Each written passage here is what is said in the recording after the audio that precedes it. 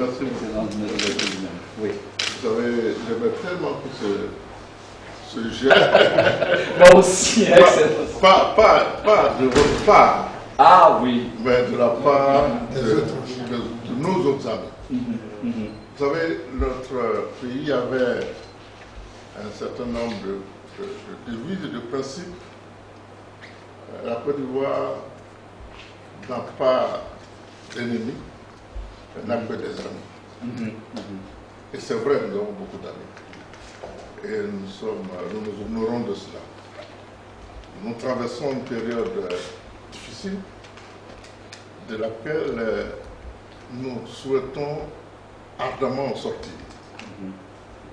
Et la personne qui est devant vous souhaite, avec tous les Ivoiriens, que ce pays devienne un pays normal, comme je dis. Nous avons beaucoup de choses à faire pour les Ivoiriens et beaucoup de choses à faire pour les Africains.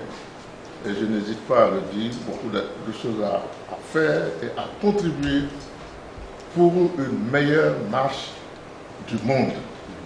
La Côte d'Ivoire a les moyens de le faire et il est donc normal que le plus rapidement possible, la Côte d'Ivoire sorte de la situation exceptionnelle de crise dans laquelle elle est depuis trop longtemps.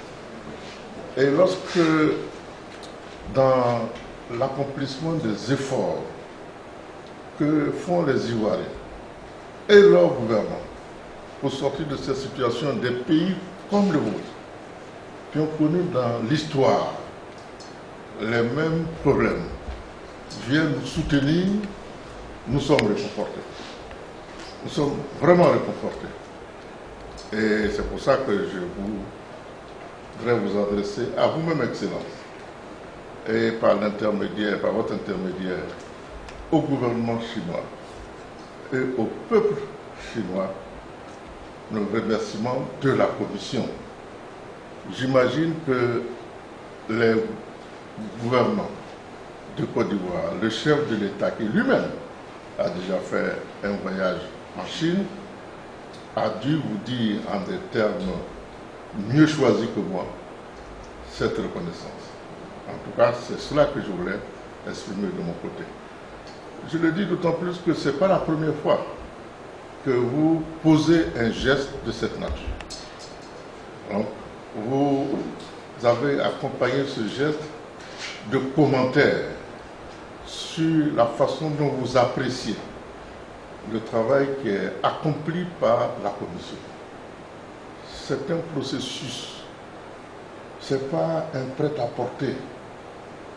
Ce qui est important, c'est que la mission qui nous est assignée, dont les termes sont précis, elle soit accomplie. Et nous souhaitons qu'en accomplissant cette mission, nous touchions les cœurs et les esprits des Ivoiriens, qu'ils comprennent que le vrai chemin de développement passe par la paix et la réconciliation. Nous en avons les capacités et nous pourrons le faire surtout si nous sommes soutenus par un grand pays comme le vôtre. Vous êtes une grande puissance et nous souhaitons que demain nous puissions aussi être dans une situation d'aider d'autres pays qui, à Dieu ne plaise, tomberaient dans la même situation de crise que celle dans laquelle notre pays se trouve aujourd'hui. Donc, franchement, merci beaucoup. C'est pour montrer, pour témoigner notre espoir dans l'accomplissement de cette grande tâche de réconciliation nationale réalisée par la Commission Dialogue, Vérité, Réconciliation. Dans ce geste-là, c'est pour montrer que nous sommes toujours restés à côté du peuple ivoirien. Je me rappelle la première fois que je suis venu en Côte d'Ivoire, c'était en 1991. J'étais interprète pour accompagner une délégation ministérielle chinoise ici à Abidjan. J'ai constaté que à Plateau, il y avait des tours que nous n'en avions pas en Chine. Nous avons été surpris. Donc, et puis aussi, je me rappelle aussi la première cérémonie que j'ai assistée organisée par la commission, on a fait projeter un film. Donc, un homme qui a expliqué ce qui s'est passé en Côte d'Ivoire pendant la crise. Donc, la première fois qui m'a frappé, c'est j'ai honte parce que nous avons commis des erreurs. Je crois que pour une nation, on a commis des erreurs parfois, mais on a aussi eu des gloires. C'est le cas de la Côte d'Ivoire. Donc, je suis sûr qu'avec son Excellence, Monsieur le Président de la République, le peuple ivoirien aura un redressement pacifique, glorieux dans tous les domaines. C'est ça, ce geste-là que je voulais bien faire avec beaucoup de plaisir, c'est pour souhaiter que cet objectif soit réalisé le plus tôt possible.